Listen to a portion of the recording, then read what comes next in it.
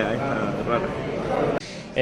Buenas tardes, contamos hoy aquí en Almonte con la presencia de Paloma López. Ella es parlamentaria de Izquierda Unida en el Parlamento Europeo, lleva las áreas de medio ambiente, lleva el área también de empleo, entre otras tantas. Lo que queríamos hoy con este acto que hemos planteado desde Izquierda Unida a nivel provincial aquí en Almonte, teniendo en cuenta que estamos ya enfocando la campaña electoral, es hablar de medio ambiente, sobre todo en Almonte, un término que se encuentra amparado y rodeado de Doñana, de medio ambiente y de empleo, del empleo que se puede generar con los recursos que disponemos aquí en Almonte. Hemos hablado durante esta legislatura, lo hemos hecho en diferentes plenos y públicamente, que hace falta planificar nuestro entorno, que disponemos de recursos suficientes y que el medio ambiente y Doñana es un activo potencial de nuestra localidad que tenemos que poner en valor. Como dicen los grandes políticos, hay que poner en valor todo este territorio y yo creo que la aportación que puede hacer hoy Paloma desde su experiencia y también desde Europa, porque también es importante cómo nos ven Europa y qué posibilidades nos pueden aportar Europa medioambientalmente y desde el empleo. Paloma es una compañera que nos puede aportar mucha información, muchos datos y sobre todo a la población mostrarle que es posible a través de propuestas sostenibles aprovechar nuestro territorio, aprovechar nuestro entorno y generar empleo. Generar empleo ahora mismo en Almonte es fundamental, lo hemos hablado muchas veces, circunstancias de crisis socioeconómica en la que nos encontramos, es fundamental planificar. Hablamos siempre de municipalismo y consideramos que los ayuntamientos deben tomar la bandera del municipalismo y de la organización económica y creo que hoy Paloma nos va a proponer esa serie de líneas que debemos tomar desde los municipios, que creemos en el municipalismo, los partidos políticos como Izquierda Unida que creemos en ello, para sacar a nuestro municipio de esa crisis en la que nos encontramos. Buenas tardes, efectivamente esta mañana estuvimos haciendo una rueda de prensa pues comentando un poquito lo que iba a ser mi visita por la zona y bueno pues de los temas un poco que íbamos a hablar y de lo que vamos a comentar precisamente en la reunión de esta tarde, ¿no?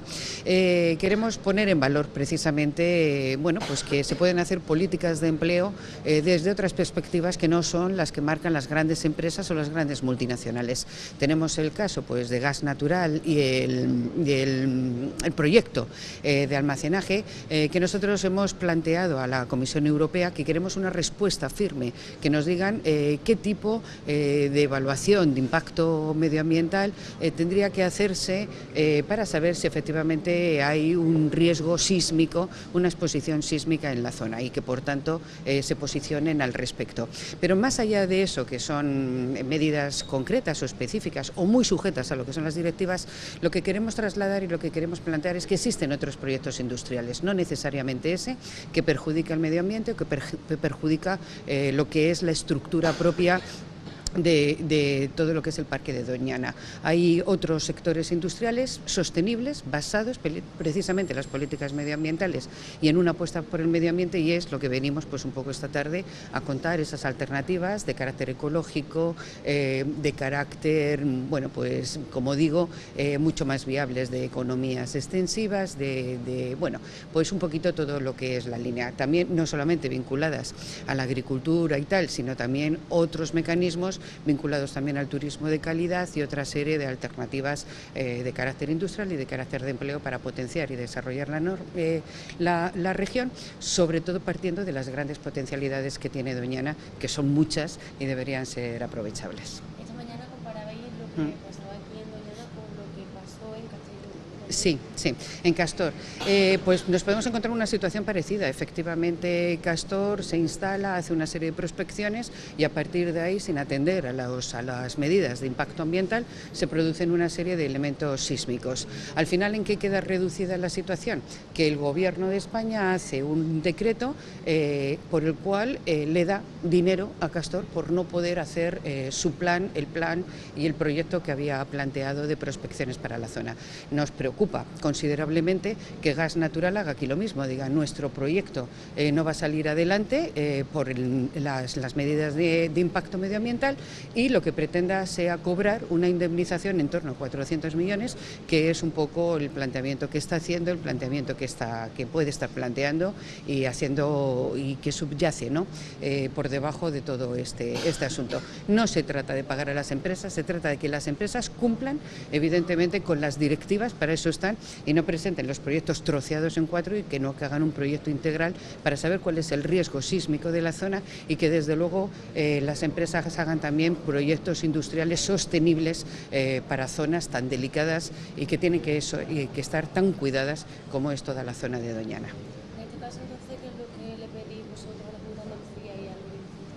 Bueno, hemos pedido también que haya elementos de coordinación y sobre todo que se tenga muy en cuenta la opinión de todo lo que es las administraciones locales que están implicadas en los procesos y que se tenga en cuenta también la opinión, no puede ser de otra forma, de todas las personas que intervienen en todos los procesos, los interlocutores sociales, las asociaciones de consumidores, ecologistas, agricultores, en fin, que haya una valoración conjunta para ver cuál es la línea de desarrollo y cuál es la línea de inversiones y de necesidades que se tiene para hacer un empleo de calidad y una apuesta definitiva por el turismo, por el medio ambiente y potenciar esta zona maravillosa de Andalucía que tiene muchas capacidades, insisto, y que puede tener proyectos que además ahora con el plan Juncker, que también vamos a comentar un poco de este asunto, podría tener cabida en ese proyecto de reindustrialización, en ese proyecto que se está planteando para relanzar a Europa pensando en las personas y ya a ver si es verdad que por fin dejamos de pensar solamente en el dinero, en las políticas de austeridad y empezamos a poner mecanismos de protección a las personas, de empleo y de una Europa que piense en las personas y en el futuro de sus regiones. Un poquito, brevemente, ese plan. Sí. Bueno, no nos gusta. La verdad es que el plan Juncker, tal y como se ha planteado por parte de la Comisión, lo que argumenta es poner fundamentalmente dinero de carácter privado fundamentalmente. Va a haber una partida presupuestaria que se ponga por el Banco Europeo de Inversiones, que van a ser unos 22.000 millones, y el resto, hasta los 300.000 millones que tienen supuestamente presupuestados el plan, tiene que ser por parte de la iniciativa privada. Es muy difícil que pueda haber iniciativa privada si los gobiernos realmente, si no hay un proyecto que impulse esa iniciativa privada. A nosotros nos gustaría, desde luego, mucho más, y así lo hemos manifestado en la Comisión, que hubiera dinero público que apostara por las inversiones públicas y a partir de esas inversiones públicas se relanzara todo el tejido industrial, se relanzara todas las políticas que se pueden desarrollar para generar empleo. España, además, es uno de los países que más aportación debería recibir precisamente de ese plan Juncker, porque es un país que con la crisis ha destrozado prácticamente todo su sector industrial, ha sido uno de los sectores donde hay una mayor pérdida de empleo y es fundamental una industria sostenible, que no es incompatible, no es verdad esto que se plantea de industria o medio ambiente, pues se puede haber industria sostenible y desde luego hay una apuesta muy importante que se puede hacer por todo el tema de renovables. España es un país con muchas necesidades energéticas y tenemos las posibilidades de las renovables que el Gobierno lamentablemente se ha cargado, no ha hecho ninguna apuesta por las renovables y es más, lo ha puesto en dificultades, ¿no? Y zonas como Andalucía tiene una gran capacidad y una gran potencialidad en todo lo que son las energías renovables. Por supuesto, política de transporte, investigación, innovación, el sector agroalimentario, que en España tiene una capacidad y una potencialidad extraordinaria. En fin, hay muchas cosas que hacer, hay muchos proyectos que poder poner en marcha y lo que tiene que haber es una clara voluntad política para hacer una apuesta por el empleo. Muchísimas gracias por ¿A vosotros? Sí, sin ninguna duda. Muchas gracias. Bueno, pues vamos a comenzar ya este acto. En primer lugar, dar las gracias a todos por la asistencia, a todos los compañeros ciudadanos de Huelva y de aquí de Almonte, para esta asamblea. También me gusta decirle asamblea, mejor que acto, asamblea mucho más positivo. Una asamblea abierta que planteamos con la compañera Paloma López. Paloma López, quien no la conozca todavía, que es raro, porque Izquierda Unida tiene una actividad parlamentaria en Europa muy grande, pues Paloma López es diputada parlamentaria de Izquierda Unida. Recientemente, cuando tuvimos las elecciones europeas, ella es una de los 6 parlamentarios que tenemos en Europa. Paloma lleva allí en Europa medio ambiente, industria, empleo y energía, casi nada, un montón de apartados de suma importancia que tienen su relación, así lo entiendo, porque a partir del medio ambiente y de la ordenación del territorio se estructura las sociedades, se estructuran las vidas, y tener medio ambiente, industria, empleo, energía es resumir la vida de un pueblo, y cuando se está en Europa es de casi todo nuestro continente. El objetivo de la presencia de Paloma hoy aquí, teniendo en cuenta que estamos ya preparando nuestro programa electoral, que lo hemos anunciado públicamente, es el aporte de ideas, que puede salir también del debate que posteriormente abramos el aporte de ideas a este territorio, a la comarca, por qué no decirlo, y también a Almonte. Aporte ideas desde Europa de cómo se ve Doñana, de cómo se ve el medio ambiente, de cómo se ve Almonte y las posibilidades que tenemos a la hora de explotar este entorno, este territorio y sacarle el provecho. Sacarle el provecho porque nos encontramos en una situación de crisis socioeconómica, desempleo alto aquí en nuestra localidad y siempre se ha sustentado sobre las bases de la especulación del ladrillo. Lo hemos tenido en el Rocío, lo hemos tenido en Matalascañas y eso, bueno, cuando el mercado ha dicho basta, pues nos hemos quedado de manos cruzadas. Actualmente tenemos la agricultura que ha aparecido como ese pequeño reducto que está aguantando, conteniendo el desempleo en nuestra localidad, pero eso, una economía que depende de un único sector, una población que depende de un único sector no va a ninguna parte, lo suyo es diversificarla y eso también queremos hoy ver la posibilidad que tenemos de diversificar nuestra economía para generar empleo y generar riqueza. Nosotros ya tuvimos en el 92 la presencia, bueno, un comité de expertos que nos organizó en el entorno de Doñana y en Almonte, pues precisamente esas líneas en agricultura, en industria y en turismo, la necesidad de diversificarlo y relacionarlo con Doñana, generar empleo, generar estabilidad y bueno, desde el 92 hasta hoy, por desgracia, todos los vecinos de Almonte somos víctimas de una mala planificación y una mala organización, a pesar de que un comité de expertos nos dijo cómo teníamos que organizar. Nosotros hemos durante este tiempo defendido ese comité de expertos, no tanto por lo que decía, sino por lo que ponía en marcha y lo que posibilitaba para todo nuestro entorno. Por desgracia no se ha puesto en marcha, pero nosotros sí seguimos manteniendo esa postura y su desarrollo y su necesaria financiación pública, porque así lo entendemos, la financiación pública y la implicación de los ayuntamientos a la hora de poner en marcha esa alternativa. Aquí en Almonte hemos hecho frente a las agresiones del mercado, hemos hecho frente a las agresiones de la especulación. Si por algo se nos conoce en Almonte es por oponernos a esos macroproyectos urbanísticos que han querido condicionar y agredir nuestro entorno. Lo seguimos haciendo. Lo hacemos no solo a nivel local, también lo hemos hecho públicamente durante esta legislatura con todas las agresiones que nos vienen desde fuera, a nivel europeo con el Tratado de Libre Comercio, que también presentamos una moción oponiéndonos a ese Tratado de Libre Comercio, a nivel estatal oponiéndonos a la modificación de la Ley de Parques Nacionales, que supone una apertura a la especulación de Doñana, y por supuesto la declaración de la marca Doñana. En el momento en el que se cambian las reglas de juego en un parque natural y una marca que está condicionada a esa fórmula se ve perjudicada, por supuesto que la economía que se va estructurando en torno a ese parque y esas condiciones pues se ve cuestionada. Todas esas oposiciones las hemos hecho a nivel europeo, a nivel estatal, porque, lo hemos dicho públicamente, la política es transversal y todos los problemas que nos vienen desde arriba van a llegar abajo, por lo tanto hay que darle una respuesta desde abajo para que arriba se enteren de que nos estamos oponiendo.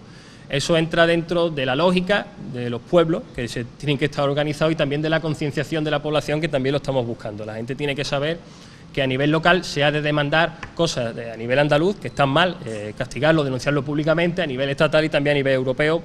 Hay que hacerlo por la transversalidad de la política, y el Tratado de Libre Comercio también va a tener consecuencias aquí en Almonte en todos los sectores. El plan que tiene puesto en marcha gas natural con Doñana también nos va a afectar negativamente en la agricultura. Hablamos del proyecto de gas natural, que recientemente hemos visto todos los ciudadanos como la empresa, a pesar de que ha visto que su proyecto se ha quedado paralizado porque es perjudicial para todo nuestro entorno, porque es muy agresivo. Estamos hablando de poner en marcha una industria gasística en un entorno cerca de población también, donde hay una agricultura. Todo eso se ha paralizado y ahora la empresa lo que está exigiendo de nuestros bolsillos es una indemnización multimillonaria. Se habla de 450 millones de euros que tendremos que pagar los andaluces en plan Castor. De nuevo, pues aquí se le exige, y nosotros de Izquierda Unida a nivel local, a nivel andaluz también lo hemos hecho, y a nivel provincial nuestro coordinador ha estado en Europa planteando esas historias. Nos hemos opuesto a todo esto, porque consideramos que eso es una agresión y no genera empleo ni genera riqueza. Aquí Gas Natural lo que quiere hacer es saquear nuestros recursos, no genera empleo, sus técnicos vienen de fuera y el que vaya a emplear también va a venir de fuera. Lo que queremos entonces desde Izquierda Unida es aportar para Almonte políticas reales de empleo que creen riqueza con el entorno que tenemos, y que consideramos que el comité de expertos en su momento bien marcó el camino que teníamos que seguir, y que creo que para la próxima legislatura tenemos que recuperar en Almonte, y parte de esa recuperación también no solo va a depender de los partidos políticos o políticos que queramos aplicarlo, sino de los ciudadanos que lo crean y que exijan a esos políticos que tienen que hacerlo. Simplemente por decir que esperemos que en esa línea que nosotros queremos marcar de futuro para Almonte, pues Paloma, que está en Europa y que tiene experiencia en esta historia, nos pueden plantear alternativas que asumir en nuestro programa, y que los vecinos de Almonte escuchen que Izquierda Unida trabaja en Europa, pero trabaja para ser aplicado en los pueblos, por ejemplo Almonte o de la provincia de Huelva. Bueno, pues estupendo. Muchas gracias, Daniel, y muchas gracias a todos y a todas por haber venido esta tarde y por haberme invitado para estar con vosotros y, bueno, pues poder contaros o poder intercambiar algunas opiniones y poder intercambiar, bueno, pues puntos de vista, ¿no?, de lo que se hace en Europa y también de lo que se puede hacer y de lo que podemos trasladar. Yo había pensado empezar hablando del Tratado de Libre Comercio, pero lo voy a cambiar. Voy a empezar hablando primero del empleo y tal, y luego aterrizaré con algunas cosas del Tratado de Libre Comercio, que me parece que puede ser más interesante en este momento. Pero quiero comenzar con una cosa que yo creo que no sé si se conoce mucho o se conoce poco, pero me parece que es importante que empecemos recordándola. En la mayoría de las veces escuchamos siempre al Gobierno, a las personas que están en el Gobierno, cuando las cosas malas que hay que aplicar, y dicen, hay que hacer una reforma laboral, es que nos viene impuesta por parte de Europa. Hay que aplicar las políticas de austeridad, es que nos vienen impuestas por parte de Europa. También hay otros paquetes de medidas que son positivos y eso no se aplican. Muchas de las normas que se hacen en Europa, las directivas, las recomendaciones, mucha de la norma que hay, no necesariamente tiene que ser de aplicación en el país. Depende de los gobiernos de los países quererlas aplicarlas o no quererlas aplicarlas. En el caso de España, el 90% de las directivas que se hacen, que son de aplicación en España, el gobierno español es de los que menos aplican en materia en España de las directivas que se aprueban. El Gobierno español, de todo lo que se aprueba en materia de Europa, en materia legislativa en Europa, solo aplica un 60% de las directivas que se han aprobado. Esto significa que aprueba las directivas que obedecen al modelo de sociedad, al modelo que quieren organizar, con las políticas de austeridad, con las políticas de recortes, cortando con servicios educativos, sanitarios, diciendo que es un problema que viene de Europa, y en cambio otras políticas que son positivas de inversiones, de infraestructuras, de apoyo, medioambientales, entonces esas no las aplica porque como no son vinculantes no tiene necesidad de por qué aplicarlas. A mí me parece que es importante que destaquemos esto, porque no todos los países, no todos los estados de la Unión Europea están en las mismas condiciones. Y es importante destacar que España es uno de los países que menos normativa europea aplica en sus políticas con relación a Europa, porque es bueno ir rompiendo esto de que es que siempre hacemos lo que nos viene impuesto de Europa. No, usted hace lo que le viene impuesto de Europa, que le viene bien a usted para sus políticas, pero no necesariamente lo que le viene bien a los ciudadanos, que es en lo que tendría que estar pensando. En esta línea, nosotros desde Izquierda Unida, desde la Izquierda Plural, tenemos un amplio programa de alternativas para el empleo que tienen cabida dentro de lo que es el marco europeo y tiene cabida, evidentemente, dentro de un programa que pensamos que es viable, que es alternativo y que se puede llevar a cabo sin pensar, desde luego, que nos hemos vuelto locos, que nos vamos a salir de los parámetros de la deuda, del déficit y todas estas cosas que de forma sistemática nos vienen impuestos y son los que determinan, o los que dice el Gobierno que determinan para poder hacer una determinada política. Hemos planteado, vuelvo a este punto, pero quiero hacer una referencia. Se ha aprobado en noviembre, se aprobó la nueva Comisión, la Comisión Europea, que son, como decirlo de alguna forma, el Gobierno de Europa. El Gobierno de Europa, que está formado por una persona de cada uno de los países que conforman la Unión Europea. Cada una de estas personas, 28 en total, se ocupan cada una de un área específica. de diálogo social, de industria, de economía. Todos y todas conocéis que, por ejemplo, el representante español es Arias Cañete y lleva los temas precisamente de energía y cambio climático. Lo cual en sí ya es una contradicción. Una persona que tiene intereses en materia de petróleo, en materia de prospecciones, etcétera, fundamentalmente ligadas al tema de Canarias, repostaje en alta mar, que está prohibido, y todas estas cosas, pues ya resulta llamativo, cuando menos, que sea la persona que lleve energía y cambio y acción para el cambio climático. Bueno, esta nueva comisión que se ha aprobado y que está operativa ya desde el 1 de noviembre, con el presidente Juncker, que es el presidente de la comisión a la cabeza, ha presentado un plan que se llama el Plan Juncker, que son 300.000 millones de euros para reactivar la industria y reactivar el empleo y la economía en Europa. Dicho así, ¿quién podría estar en contra de ello? Porque claro, si se van a invertir 300.000 millones en Europa, pues todos estaríamos encantados de decir, vamos a ver en qué se va a invertir y vamos a ver con ese dinero cuál es el empleo que generamos. Partimos de un problema inicial. El problema inicial que partimos es que desde el año 2007, finales del 2007, que se inicia la crisis, hasta esta fecha, se han perdido en Europa 500.000 millones en inversiones. 500.000 millones en inversiones.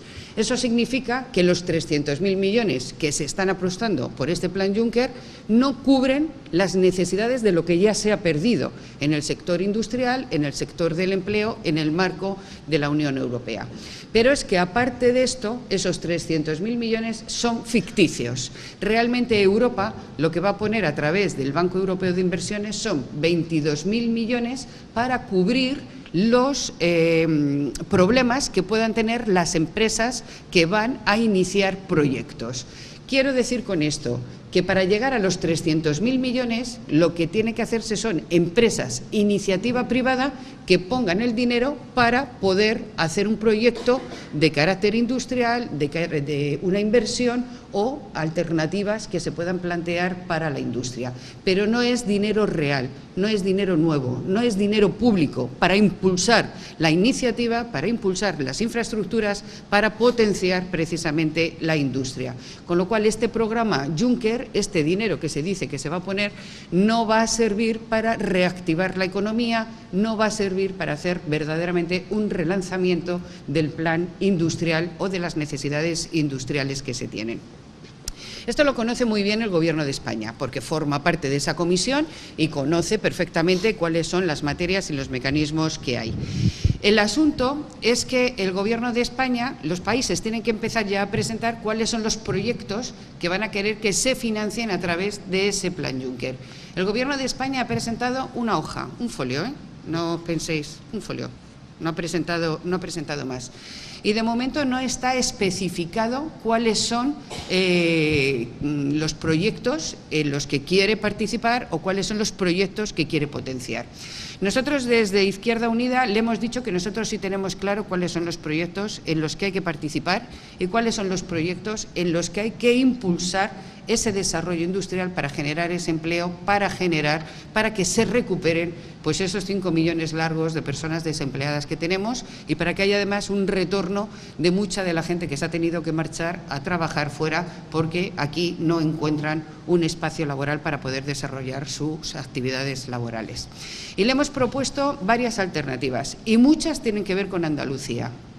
Hay muchas zonas de Andalucía que han sufrido especialmente o que han sido especialmente golpeadas por todo el tema de la crisis. Hemos visto toda la zona de Cádiz, el puerto se ha destrozado, hemos visto, bueno, hay muchas regiones que verdaderamente han perdido todo ese tejido industrial que tenían y que sin embargo tienen una potencialidad de crecimiento industrial y por tanto de crecimiento en el resto de los sectores que sería muy importante. Como digo, Andalucía es uno de los elementos para nosotros centrales. Tenemos Puerto Llano, tenemos el corredor mediterráneo que hay que desarrollar, pero nosotros pensamos que Andalucía es uno de los, precisamente, de los espacios que tienen más potencialidades para poder desarrollar esos planes. ¿Qué se puede hacer en Andalucía? se puede hacer, por ejemplo, una apuesta decidida por todas las energías renovables. España tiene un serio problema con relación a la energía.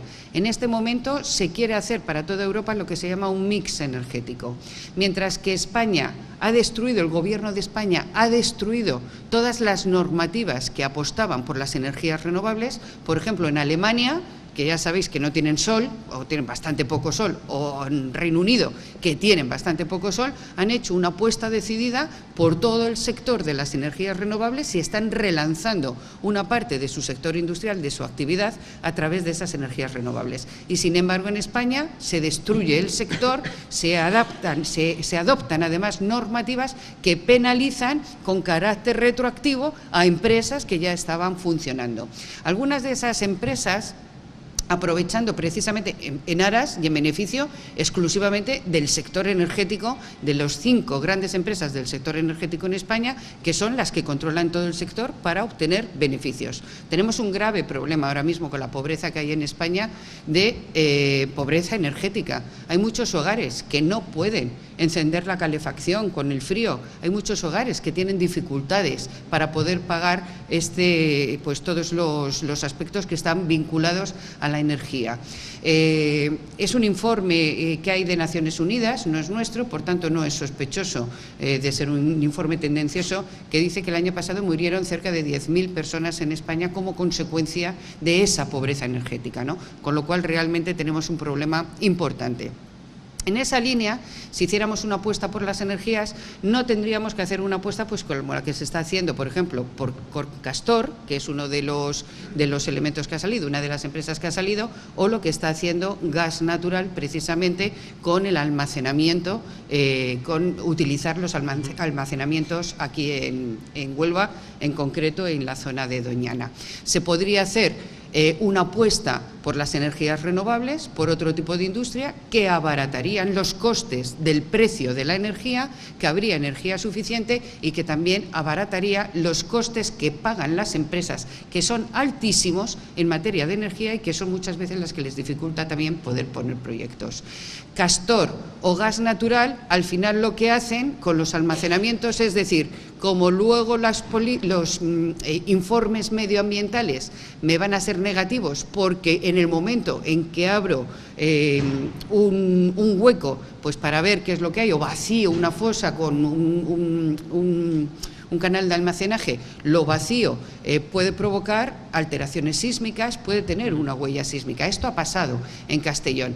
¿Qué es lo que pasa? El Gobierno contrata con ellos una serie de servicios de tal manera que, si no pueden llevar adelante estos proyectos, luego se les paga una cantidad ingente de dinero. A Castor, que es una empresa de Florentino Pérez, que os sonará a todos, no tanto por sus negocios en ACS, etcétera, sino a lo mejor por ser el presidente del Real Madrid, que también, entonces le ha pagado una cantidad de 1.350 millones de euros precisamente por no llevar adelante un proyecto que no tenía que haber sido aprobado nunca, ¿no? Y nos puede pasar aquí lo mismo con Gas Natural, tenerle que pagar al final una cantidad de 400 millones precisamente porque no puede poner en marcha un proyecto que de antemano tiene un impacto medioambiental que ya ha sido valorado como negativo. Hay que abandonar ese tipo de proyectos y hay que poner proyectos que hagan una apuesta decidida por un empleo de calidad y por un sector industrial que sea sostenible y que además sea factible y que genere puestos de trabajo, como es, por ejemplo, pues las energías renovables. Pero también hay que hacer una apuesta por mejorar todas las conexiones, todas las interconexiones que se producen. Es difícil. En el momento en que sales de las conexiones de Madrid, por ejemplo, para el transporte, es muy difícil que puedas encontrar buenas vías de comunicación entre diferentes sitios cuando te alejas un poco de lo que es el marco de la centralidad de la comunicación. Y además esto también dificulta que tú puedas luego trasladar mercancías o que puedas exportar mercancías si no tienes una red de comunicación, una red de conexión que sea lo suficientemente potente. Ahí hay muchas posibilidades de trabajo, ahí hay muchas posibilidades de desarrollo.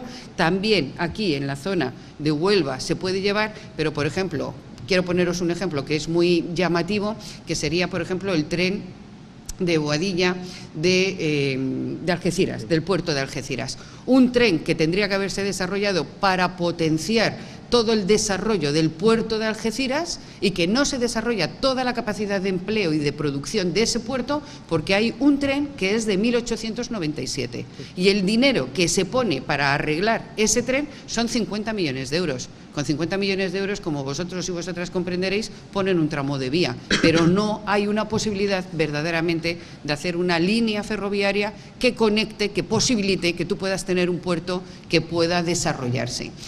Andalucía tiene una capacidad extraordinaria en materia de industria agroalimentaria. Más allá de las políticas agrarias, que bueno, conocéis vosotros y que podíamos hacer, bueno, dedicarle pues efectivamente toda una jornada a todo lo que se puede hacer en materia agraria, ¿no?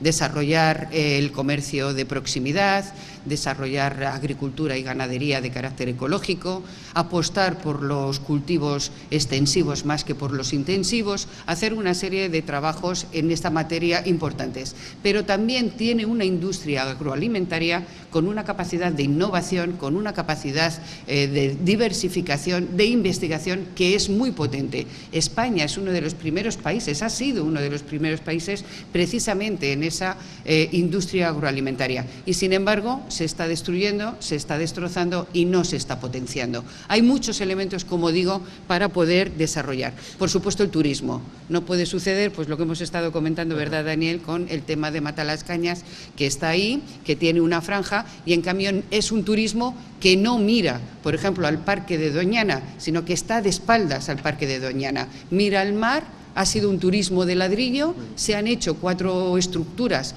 especulativas para poder obtener dinero rápido y sin embargo ha dado la espalda a un turismo de calidad que podría desarrollar toda la zona del Parque de Doñana, como podría ser además un turismo también de invierno, un turismo que por las condiciones y las características de la zona podría potenciarse de una forma muy significativa. Un turismo cultural, un turismo medioambiental, un turismo sostenible, no un turismo exclusivamente de sol y playa, que ya hemos visto que tiene un resultado y un recorrido bastante poco.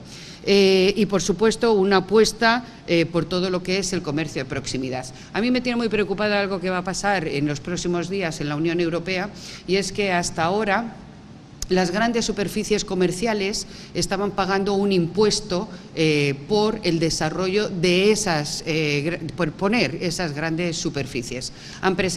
Las grandes superficies han presentado una demanda y han dicho que los pequeños comercios tienen que pagar también ese impuesto, no solamente las pequeñas superficies, porque hay un elemento de discriminación entre el pequeño comercio y las grandes superficies comerciales. Y ahora la Unión Europea se está planteando o quitarle el impuesto a las grandes superficies, lo cual es un desastre, o poner un presupuesto a los pequeños comercios, lo cual sería todavía mayor desastre, porque si ya les dificultas las posibilidades de competir, pues efectivamente si encima les pones más impuestos o les pones peores condiciones, pues lógicamente les estás dificultando toda la actividad. Y es el pequeño comercio, y es el comercio de proximidad el que verdaderamente tiene incidencia y el que tiene importancia para las políticas de empleo y para desarrollar también un empleo local y un empleo en la zona.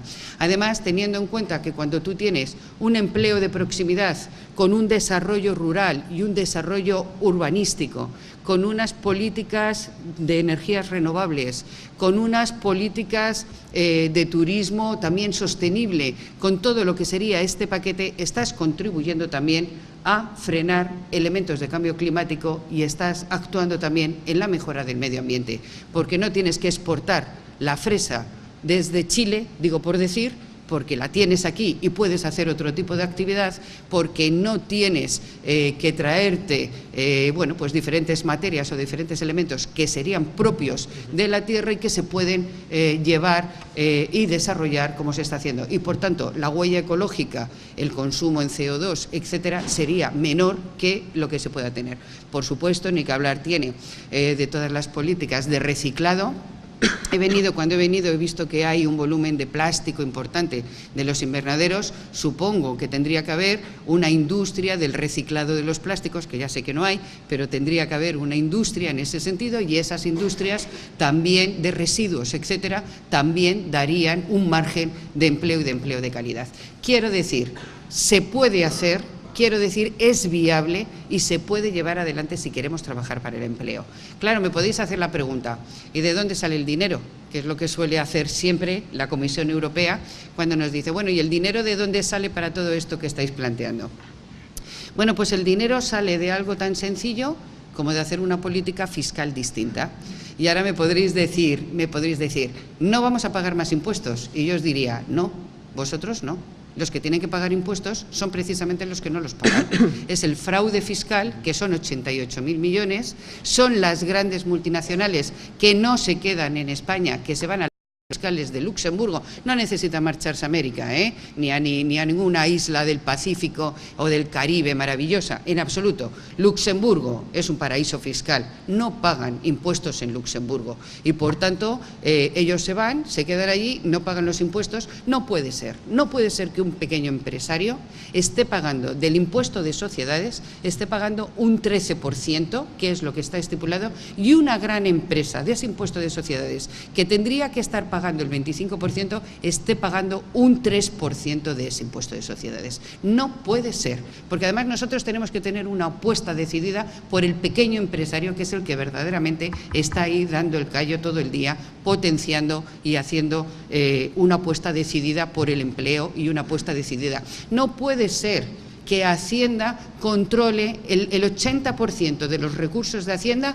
van destinados a controlar a los trabajadores y a las trabajadoras. Si somos los únicos que tenemos nuestras cuentas en orden, pagamos nuestro IRPF, hacemos nuestras declaraciones de la renta, porque además si no las hacen te persiguen y además te crujen, o sea, a nosotros nos tienen perfectamente controlados y en cambio tengamos SICAF con un 1% de impuestos, tengamos las grandes fortunas que no pagan patrimonio, tengamos impuestos que se tendrían que tener que no se tienen y por supuesto que tengamos una evasión fiscal que, como os digo, supera los 88.000 millones. Si recogiéramos solamente un 10% de esa evasión fiscal, tendríamos dinero suficiente para poner en marcha muchos de los proyectos de los que yo estoy comentando ahora y que podrían tener un desarrollo y una proyección de cara al futuro. Por tanto, hay dinero. Lo que hay que tener es voluntad política de hacerlo y pensar en las personas cuando se hacen las políticas y no pensar en las grandes empresas, en los grandes bancos, en poner 40.000 millones para rescatar a la banca y no poder poner 5.000 millones para subir las pensiones de los jubilados, de las mujeres o de la gente que no tiene ninguna renta de supervivencia, para poner una renta cuando menos mínima para poder cubrir sus necesidades básicas, que no llegarían ni siquiera a los 40.000 millones que se han gastado, y eso sí es un gasto, no es una inversión, lo otro es una inversión que se han gastado precisamente en un rescate en materia de los bancos o en un rescate bancario. Hay posibilidades, se pueden hacer y lo que tiene que haber es, evidentemente, como os decía, esa voluntad política de que se haga. Como no estamos en periodo electoral, puedo decir de momento lo que considero oportuno. Para incidir efectivamente en que las cosas cambien, hay que cambiar, evidentemente, la orientación de voto y hay que cambiar, evidentemente, pues algunos de los gobiernos que están llevando estas políticas. El próximo día 25 están las elecciones en Grecia. Participa, lo habréis estado escuchando estos días, un partido que se llama Syriza, que es lo que llaman la izquierda radical. Esto de la izquierda radical asusta, a lo mejor posiblemente cuando se utiliza en determinados debates, ¿no? Pero es radical porque va a la raíz de los problemas, porque tiene una visión del mundo determinada. Y hacen un planteamiento de carácter económico muy parecido al que estamos haciendo, desde luego, desde Izquierda Unida, con el pago de una parte de la deuda, haciendo una auditoría de la parte de la deuda que se debe. España, al principio de la crisis, no tenía un problema de deuda pública, tenía un problema de deuda privada, que a raíz de los rescates y de las políticas de austeridad, entre otras cuestiones, se ha convertido en una deuda pública, pero no la tenía. España era el país que menos deuda pública tenía de todos los países del entorno. Son las políticas de austeridad, son los rescates los que nos ha llevado a estar en la situación en la que estamos. Hay una parte de la deuda que es completamente legítima. que es la que se invierte en servicios públicos, en educación, en sanidad, en dependencia, en servicios sociales, en infraestructuras, en todo lo que son servicios públicos. Esa deuda, bienvenida sea, pero hay una parte de la deuda que no es una deuda que obedece a las necesidades de los ciudadanos. Pues esa deuda, que está elevadísima, hagamos una auditoría y veamos cómo la podemos pagar. Hagamos una quita, hagamos una reestructuración de la deuda. Esto se hizo en Alemania en el año 1953 y no pasó absolutamente nada. No hay que tener miedo a hablar de las cosas, porque realmente hay cosas que se pueden hacer, porque ya tenemos experiencia de que se han hecho y han dado buen resultado. Bueno, Syriza en Grecia plantea políticas similares a la que yo os estoy planteando hoy. Si gana el día 25 de enero en las elecciones y puede iniciar un camino de cambio, a lo mejor es verdad que habría un camino de cambio en Europa y se iniciaría un camino precisamente de cambio en esas políticas, de incidencia en esas políticas de austeridad. Se dejarían de hacer esas políticas de austeridad pensando en los bancos, en las multinacionales, en los grandes capitales, y se empezarían a hacer políticas pensando en las personas y dedicadas a las personas. Porque además todo lo que invirtamos en servicios públicos, sanidad, educación, dependencias, vivienda pública, todo lo que invirtamos ahí también es inversión en empleo, y el Estado en una situación de crisis tiene que hacer como empresario de último recurso y contratar a la gente que tiene necesidades para sacarla de la situación de pobreza y la situación de necesidad. España ahora mismo es el país que más desigualdades tiene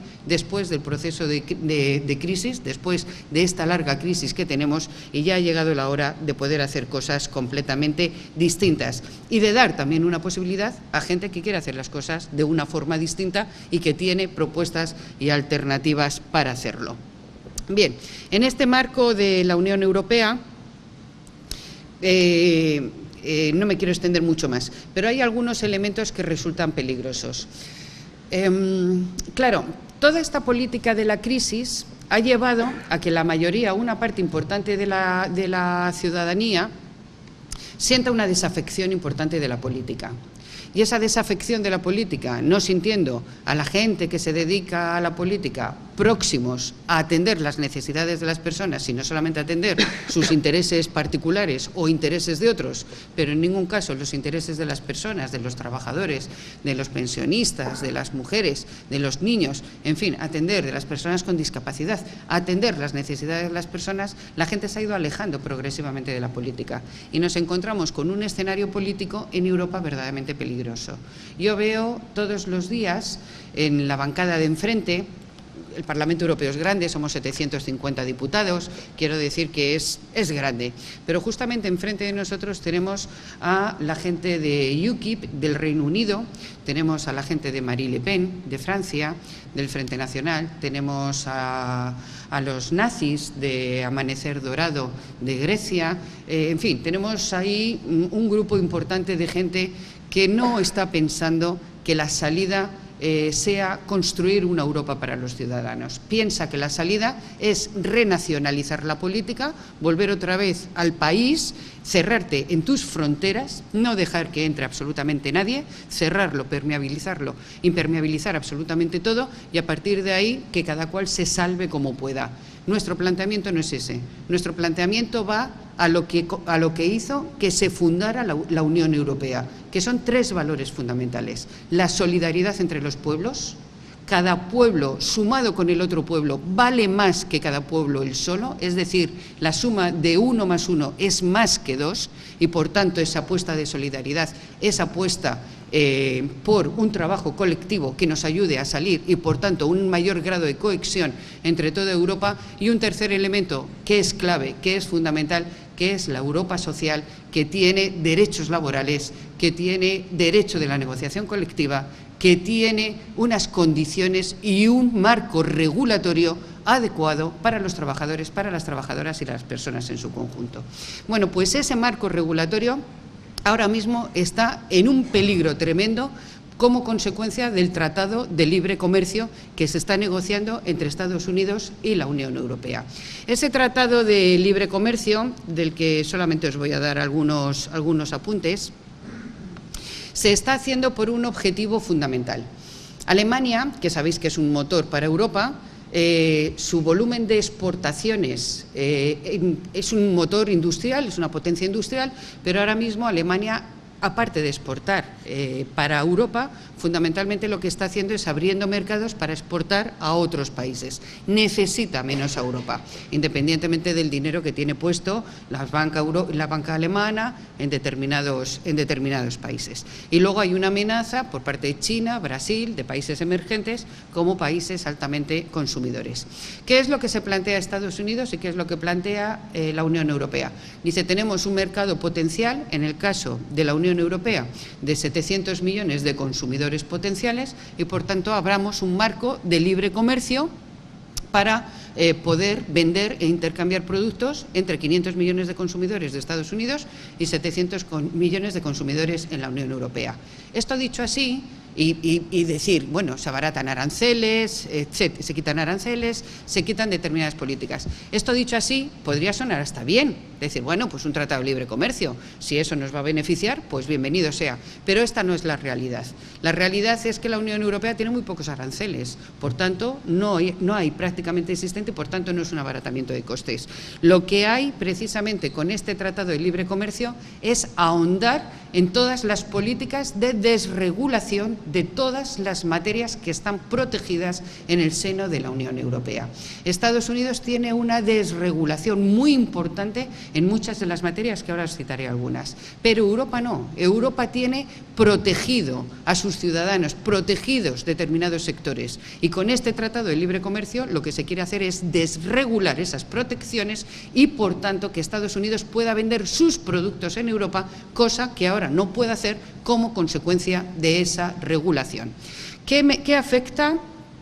Hay una frase de John Hillary que tiene un informe espectacular que dice que el Tratado de Libre Comercio es una carta para la desregulación, un ataque para el empleo y el final de la democracia. Esto, que puede parecer apocalíptico, de verdad que analizado y no se ponen los mecanismos para corregirlo, puede ir perfectamente en esta dirección. ¿Cuáles son los temas que afectan fundamentalmente de este Tratado de Libre Comercio? Uno de los primeros elementos que afecta es precisamente una amenaza para todo el tema del empleo. Estados Unidos no tiene ratificados 70 convenios de la Organización Internacional del Trabajo. No tiene ratificados los convenios de negociación colectiva, de la necesidad y de la obligatoriedad de la negociación colectiva.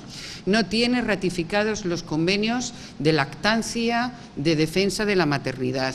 No tiene firmados los convenios de libertad sindical. No tiene firmados ni ratificados convenios sobre no discriminación de carácter laboral. ¿Qué es lo que se plantea por parte de Estados Unidos? Desregulación de la normativa laboral para que se pueda operar a bajo coste las empresas norteamericanas también en el marco de la Unión Europea.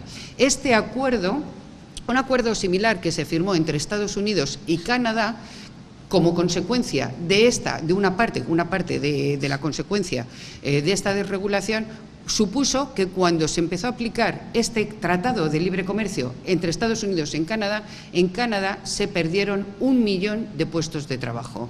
En Europa, cuando se aplique, si se llega a aplicar este tratado de libre comercio, se pueden perder entre 500.000 y 1 millón de puestos de trabajo nada más iniciarse este acuerdo comercial. Y, por supuesto, habrá mayores pérdidas de ingresos para ajustar determinadas condiciones salariales, determinadas situaciones que se plantean. A España, como los salarios ya son muy bajos como consecuencia de las reformas laborales, posiblemente le afecte menos, pero, por ejemplo, a Francia va a tener que tener una rebajada de 5.500 euros de su transferencia de salario, precisamente para poder equilibrarse o compensarse con las situaciones que se plantean por parte de Estados Unidos. Hay un segundo elemento muy grave y muy peligroso, que es todo lo de seguridad alimentaria. Nosotros tenemos una regulación europea muy alta en cuanto a materia de seguridad alimentaria, pensando fundamentalmente en la salud de los ciudadanos y en la salud de las personas. Estados Unidos no. Entonces, la desregulación que nos llevaría a esta situación de seguridad alimentaria llevaría que podrían incorporarse el uso de transgénicos perfectamente en lo que se está vendiendo, en la alimentación, más el uso de pesticidas, más el uso de carnes hormonadas o que han crecido de forma artificial, o algo que la gente suele valorar tal, pero por ejemplo el blanqueo de determinadas carnes con cloros, que en España, que en el caso de Europa, no está permitido. Y sin embargo, se podría hacer. Esto significaría, el desregular todos estos procesos de seguridad alimentaria, significaría el desbloqueo de las exportaciones de los alimentos de Estados Unidos. Estados Unidos no puede exportar a Europa, por ejemplo, carne. Prácticamente no hay exportación de carne de Estados Unidos a Europa, precisamente por estas materias que os decía, de las hormonas, de los transgénicos, del blanqueo con cloro. Ha hecho el acuerdo y rota esta situación, podría perfectamente exportar esas carnes a Europa y no tener ningún tipo de principio. Y por tanto, pone en riesgo todos los elementos de seguridad alimentaria, como os decía. Por ejemplo, el 70%, como os decía, de los productos de Estados Unidos están modificados genéticamente. Esos productos no podrían venderse en Europa, no pueden ahora venderse en Europa. Y sin embargo, a la aplicación del Tratado de Libre Comercio, ese 70% de productos de Estados Unidos modificados genéticamente podrían venderse en los supermercados europeos sin ningún tipo de dificultad, sin ningún tipo de problema. Afecta también a una desregulación de carácter medioambiental. Además, la propia Comisión Europea reconoce que afectará negativamente al medio ambiente. O sea que ya hay un reconocimiento expreso de la propia Comisión Europea diciéndolo. Dice que hay riesgos para los recursos naturales y la conservación de la biodiversidad. Nosotros, que estamos haciendo una apuesta decidida por los recursos naturales, por la conservación de la biodiversidad, por una apuesta de la red Natura, etcétera, de otra serie de elementos que tenemos, y resulta que con este tratado nos lo vamos a cargar. Facilita el reglamento del REACH, que es la utilización de sustancias químicas en muchos productos y en muchas situaciones que se producen. Por ejemplo, ¿qué podría hacerse? Por poner un ejemplo, ¿no? La Unión Europea prohíbe cerca de 1.200 sustancias químicas en los cosméticos de uso cotidiano, los champús para el pelo, los jabones, las cremas. La Unión Europea prohíbe 1.200 productos químicos que están como tal. Estados Unidos solamente prohíbe 12. Esta ruptura de esa desregulación significaría que a partir de ahora se puede utilizar de forma indistinta todos esos productos. ¿Y qué podría suponer también, por ejemplo? Pues que igual que vosotros habéis hecho una moción y está aprobado de que Doñana está libre de fracking, por ejemplo, Estados Unidos tiene un gran interés por el fracking, por sacar las explotaciones de gas esquisto, y eso significaría que podría hacer perforaciones perfectamente en el parque de Doñana para obtener ese gas esquisto, para tener esas perforaciones de fracking. ¿Y por qué lo podría hacer? Porque los intereses de las empresas privadas priman o están por encima de los intereses de los gobiernos o de los intereses de los estados. Eso también está regulado. Es decir, si una empresa privada piensa que se han vulnerado sus derechos a poder hacer una actividad del carácter que sea, su derecho prima por encima del derecho de los estados a decir que no. Por eso decía al principio que también es un atentado, o que es la finalización también de elementos democráticos. Bueno, son muchos otros elementos, son los servicios públicos, liberalización total de los servicios, privatización de la gestión del agua. Por ejemplo, tendríamos un ejemplo que estamos viendo ahora lamentablemente, que son los casos de los compañeros, de las personas que están muriendo por la hepatitis C. Sabéis que están encerrados en Madrid, está la plataforma, hay 6 personas diarias muriendo por la falta de medicación de la hepatitis C, ¿no?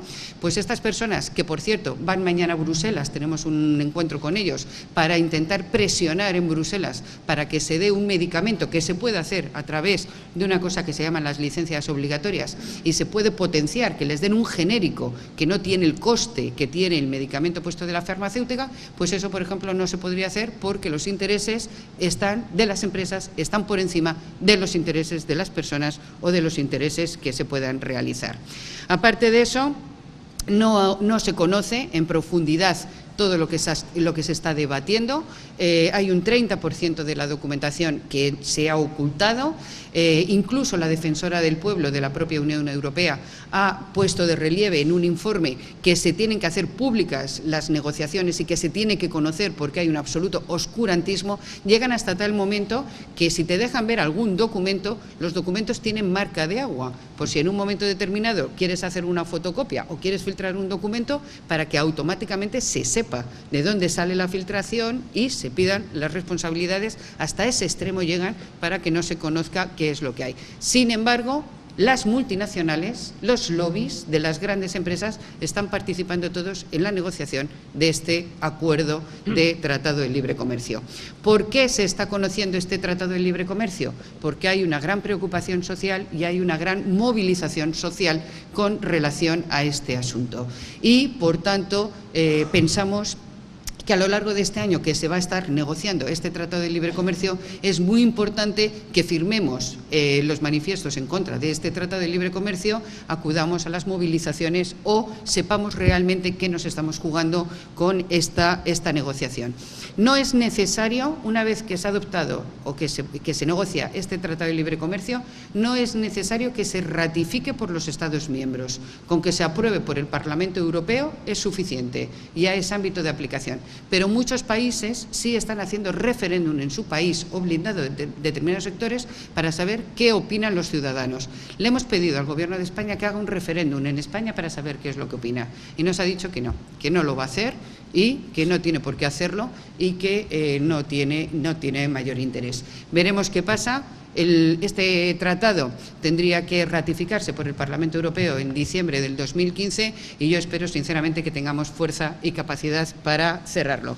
Finalizo dándoos las gracias. Yo ya sé que me extiendo muchísimo, estoy para todas las preguntas que queráis y, por supuesto, nos tenéis en el Parlamento Europeo. Somos 6 personas de 750, os puede parecer que nuestra capacidad es pequeña, pero os aseguro que la capacidad que tenemos en el Parlamento Europeo para poner de relieve los problemas de las zonas es importante. A ninguna empresa, os lo aseguro, a ninguna empresa le gusta que llegue un parlamentario, una parlamentaria español o de otro país y saque en el seno del Parlamento su nombre como una empresa que no cumple con las normativas, que está despidiendo a trabajadores con beneficios, que no está haciendo las cosas como debe. No les gusta. Y ese es un arma que tenemos, un arma de denuncia, y lo único que podemos ser además es vuestra voz allí en el seno del Parlamento Europeo, y allí nos tenéis para cualquier cosa que queráis de nosotros. Y muchas gracias.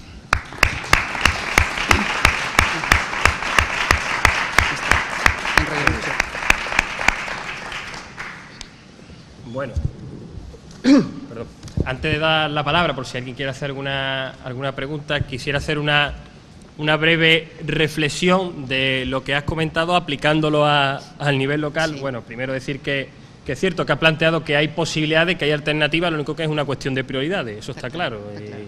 Si los gobiernos de nuestros estados quisieran ponernos solución delante de la mesa, hay medios, el dinero existe, los bancos centrales lo que hacen es, con la maquinita, fabricar billetes, lo único es cuestión de prioridad, decir, bueno, pues vamos a aplicarlo para la mayoría social o vamos a aplicarlo para las empresas, y por ahora la Europa es del mercado y no es de los ciudadanos.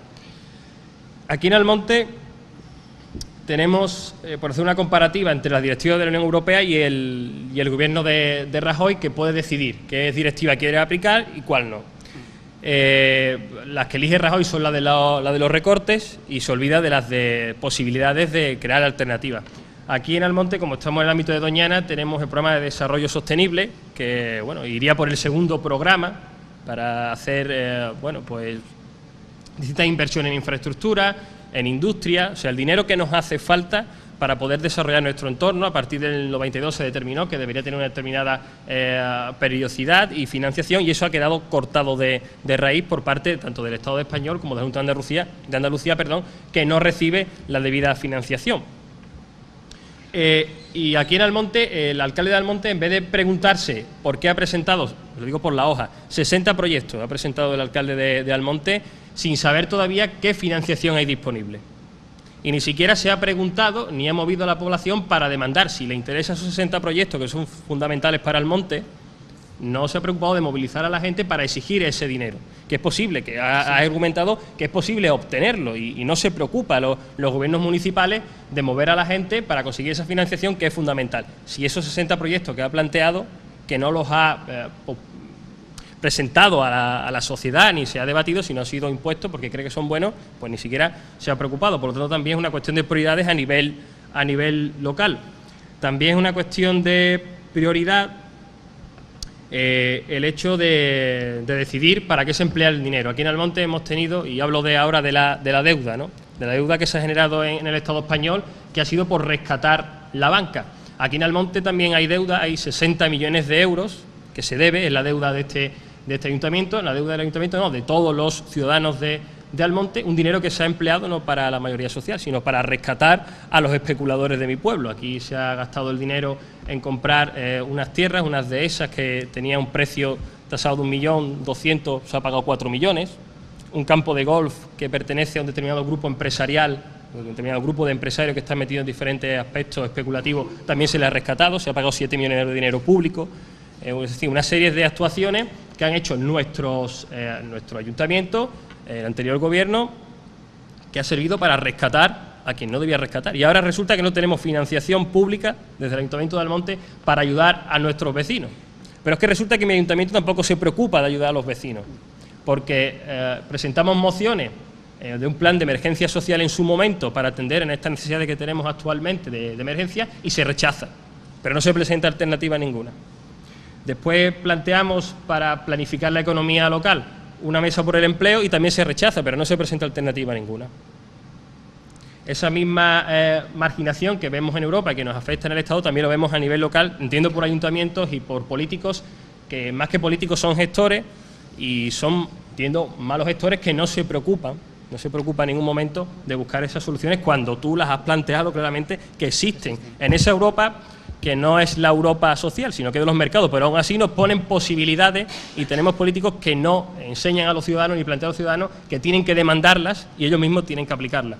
Y quiero terminar con otra reflexión de aquí de Almonte y el Tratado de Libre Comercio. Cuando nosotros presentamos la moción aquí en Almonte, por parte de PP y de PSOE, poco menos que se rieron de nosotros. Cuando nosotros argumentamos todo lo que tú acabas de decir ahora, Paloma, es que decían que eso era una conspiración, que nos lo estábamos inventando. Pero es que después, eso que va a afectarnos a nosotros en la salud y después al comercio local y a nuestra producción agrícola, y ellos eso no se lo creen, después salen públicamente diciendo que defienden a ese pequeño comercio. Pero ¿cómo vas a defender a ese pequeño comercio si tú primero lo haces por mostrar tu oposición al Tratado de Libre Comercio, que va a llegar y que no vas a poder evitar en ningún momento cuando esté aplicado que caiga todo el comercio local? Es decir, tenemos una serie de alternativas que has planteado muy bien, pero que no existen, no hay esa corrección en las localidades que tendremos que ir buscando para que todo lo que ha planteado se pueda aplicar y tenemos una salida clarísima a la crisis por parte de Izquierda Unida. Lo venimos planteando a nivel estatal, a nivel europeo y también a nivel local, haciendo esa correlación de ideas, que eso es fundamental y que se puede aplicar. Simplemente esa reflexión de cómo encajamos todo lo que hay de posibilidad en europeo con lo que ha ocurrido aquí en mi pueblo. Y aparte de esta reflexión, quisiera invitar a los vecinos, a compañeros de la Asamblea, si quieren realizar algún tipo de pregunta, de idea o reflexión a la compañera Paloma, aprovechando que ahora está aquí y no sé cuándo más te vamos a tener. Espero que cuando queráis. Ya que te has ofrecido, yo creo que vamos a tirar y te vamos a exigir que estés por aquí. Siempre que queráis, porque lo del Parlamento está muy bien, pero a mí lo que me gusta es explicaros y venir a dar cuentas de nuestro trabajo. Así que siempre que queráis, Daniel, estaré encantada. Lo dicho, ¿alguna pregunta?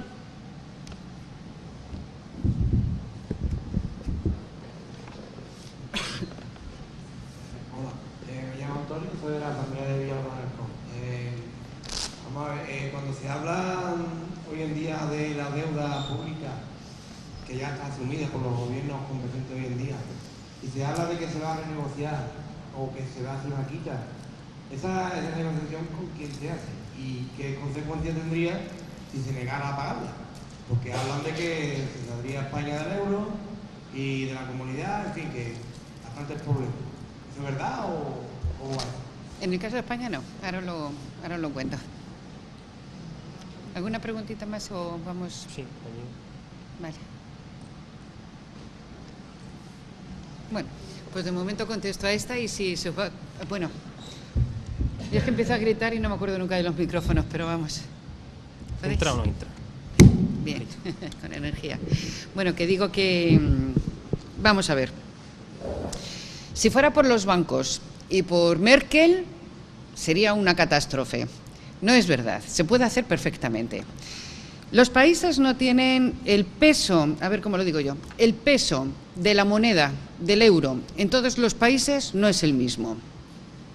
¿Cuál es el peso de Grecia, por ejemplo, en la moneda o en el euro?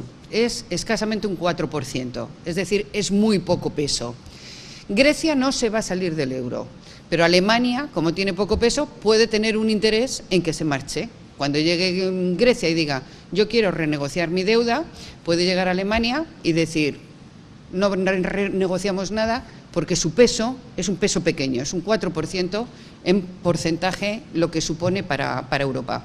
Y decir, no negociamos nada y por tanto, márchese usted de Europa, que además le vamos a seguir pasando la deuda. Bueno, ahora voy a daros alguna solución, pero es por poneros el escenario. Eso puede pasar con Grecia, pero España es el 20% del peso del euro. Es impensable que si España dice que no paga una deuda, alguien pueda decir que España tiene que salir de la Unión Europea, porque España solo, su peso es de ese 20%, del peso de lo que es el total del euro. Por tanto, es uno de los países que mayor incidencia tiene precisamente en su peso con el euro, en su peso con la Unión Europea. Por tanto, es impensable que Alemania a España la pudiera amenazar cuando dijera, quiero renegociar cómo tengo la deuda. Nosotros no decimos que no haya que pagarla, decimos que vamos a buscar mecanismos para hacer una quita, si no se pudiera pagar, o para hacer una reestructuración de la deuda, pagar a largo plazo. Todos sabemos cómo funciona un banco, pues Europa funciona exactamente de la misma manera. Si yo voy a un banco y le digo, no tengo para pagar la hipoteca, el banco se quedará con mi piso, desahucios, tal, sabemos todo lo que lleva, pero quedaros con la idea. Se va a quedar con mi piso. ¿De qué le sirve a un banco tener un piso en un momento determinado que no puede venderlo porque hay unas determinadas situaciones? No le sirve para nada. ¿Qué prefiere un banco? Renegociar el pago de la hipoteca para que tú puedas ir pagándolo y pueda el banco, aunque sea a largo plazo, poder cobrar esa deuda. Pues esto opera de la misma manera. Si tú le llegas a los bancos, que es quien tiene puesto el dinero y quien está trabajando en esa dirección, tú le llegas y le dices, no te voy a pagar en 3 años la deuda, pero te la puedo pagar en 25 años.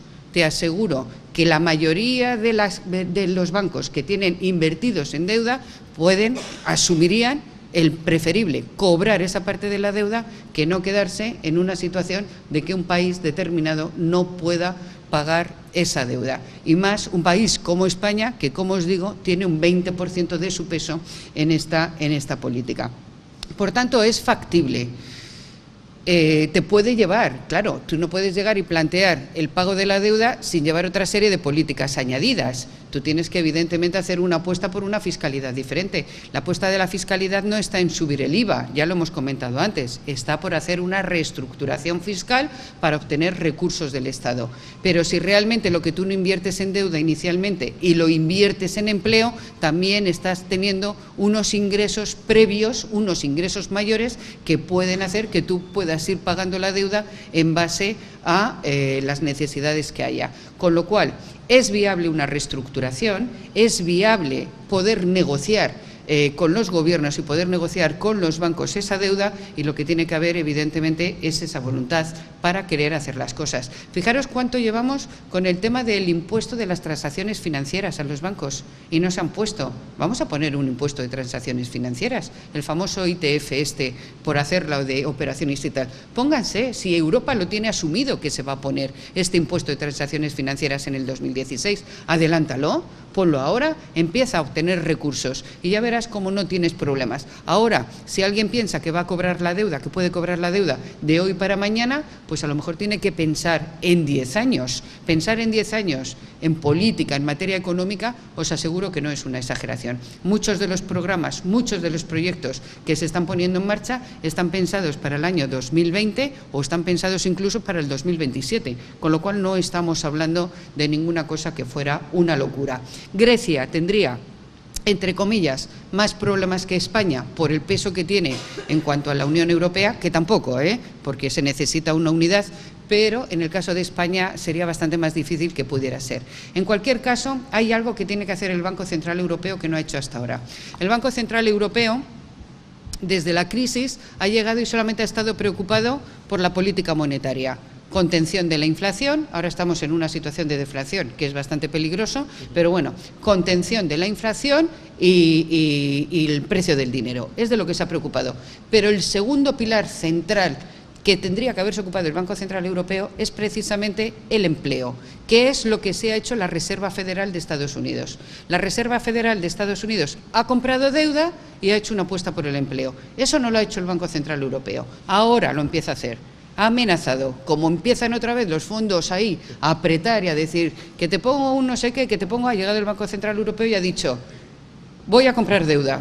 En el momento en que ha dicho voy a comprar deuda, se acabó la especulación y empieza a bajar la prima de riesgo y empiezan a bajar una serie de valores que te posibilitan tener mayor liquidez para hacer otro tipo de políticas. Por tanto, el papel del Banco Central aquí es importante. Tiene que poner la máquina de imprimir dinero pensando efectivamente en generar empleo, cosa que no ha hecho hasta ahora.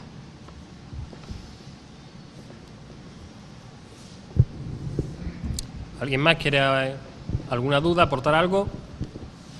Nada.